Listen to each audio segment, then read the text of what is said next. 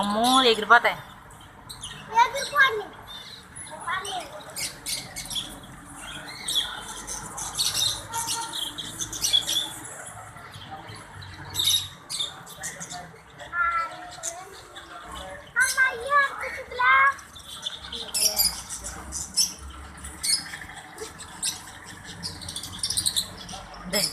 ఎక్కువ కదా కొంచెం తెలుపు అని నాకు నచ్చింది.